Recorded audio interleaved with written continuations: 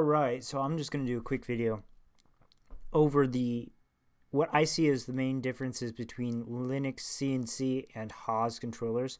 Now, I know Haas more in an academic role than I do in a real world role, because the trade school I went to ran Haas's primarily for their CNC machines.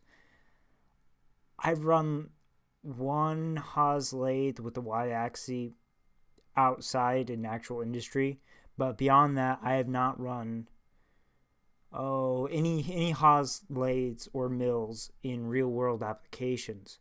So with that said, I'm going to run through them in no particular order. These are just some bullet points. Now, Haas is kind of like the Honda Civic of the machining world, if you know what I mean. They're capable. If you were going to run aluminum all day, they'd be brilliant. Tool steel to some extent. They don't really have the rigidity of some higher end machines. They're definitely priced competitively. And now it's important to mention that graphics or some kind of graphical display for what the machine is doing isn't necessarily a high priority, because in production environments, they don't use that. Job shops or proving out a program for the first time or anything like that, that's kind of the niche where the graphical interface is in. And I do believe, even though lacking, Haas has a decent enough graphics system to get you, the right way there. I don't like it as much just because a lot of stuff I play around with and do. I had to give Linux CNC kind of the leg up on that one. It's kind of an unusual thing for such a low, dirt cheap controller to have. Is a very functional, very nice controller and display like that. However, we are going to kind of knock it down a bit. Offsets, I said it in the last video I did on Linux CNC versus FANUC. Offsets really are what does Linux CNC in, especially for lathe applications. It does not have a wear offset, and I know Haas does. I used them back in school. They're pretty solid. The very fact that it doesn't have a wear offset kind of puts it lower on the totem pole, because if you switch out tools or anything. So Haas definitely has a better grasp on offsets and things like that. Settings. Linux CNC, you can do just about anything you want with it as long as you've got as much time in the world. You can make it do backflips and you can make it do crazy stuff. However, the convenience is not there. Haas, and the reason I picked this one, Haas has a very, very in-depth settings page where you can change a number of settings as far as soft stops, so you don't crash your machine. Say you have a fixture on the table and you don't want it to go down into the fixture or something crazy like that.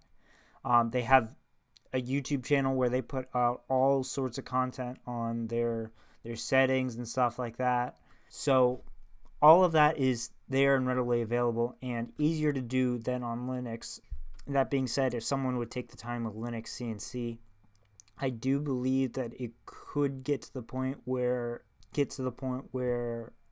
it would be better than Haas. And now we're on a customization. Customization really is where Linux CNC shines, because you can just pick whatever GUI you want, make your own GUI, do whatever you want like that. It's not hard. It's not too difficult.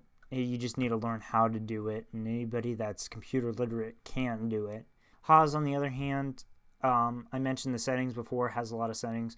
You can change the color of the display. Now, say you have a next-gen display and you don't like the blue. I never liked the blue, so I would always change it to a green. You can go in there and you can, for the colors of the panels, you can put in a number, and each number has its own color to it. I'm not going to get into that. It's been so long since I've done anything like that on a Haas controller that I don't even remember where in the settings it is. So there's a little bit of customization as far as the GUI itself, not the Linux CNC standards or just the craziness that Linux CNC is, as far as customization and such. Now, this last one, accessibility. I do believe that Haas is more accessible than the Fanuc controller that I did last week and we went over last week, because it's very likely that if you have a trade school or career center or vocational school, whatever they call it, if they have machining or manufacturing or a trade that would have a CNC machine in it, they probably have Haas, because Haas's are very, well, Haas as a company is kind of taking over the market as far as Instagram and YouTube and stuff like that, where Haas is kind of like the, not the nicest, like the Honda Civic of the machine world, like I said at the beginning of this video, where it's kind of a point of pride to have a Haas and then post about it on Instagram. You got all these Instagram machinists and Insta machinists and stuff like that. So accessibility is kind of higher than for a Fanuc controller, just because if you go to a vocational school, you'll come across it more often. They do make test controllers for students. Those are very expensive. So say if you go to a school and they don't have the money to buy a Haas, they might have a test controller. And it's pretty much the controller itself, but in a simulated form. So it's like the box and the aluminum front panel and all the buttons and all that going on with it. It's not a bad setup. It's actually very nice to test out programs on it. Now we have applications like NC Viewer, where you can just look up and run your code in that. So accessibility, and granted, Linux CNC is very accessible. Anybody that can put a new OS on their computer can run Linux CNC on just about any computer. Even like I would not doubt you could put it on, say, a Windows, an old Pentium or something running Windows 95 or 98. I wouldn't doubt it at all. But anyways, this video is getting a bit long. I want to keep it shorter. So this is just my rundown of it. This is all that is. I'm more familiar with these guys in an academic, as far as Haas goes, in an academic role as opposed to in an industrial role, where I worked primarily with Akuma, and I will be doing a video on Akuma. Now, Akuma could give Linux CNC a run for its money as far as the graphical control, but that's for a different video. So, thank you for watching. So, as always, thank you for watching.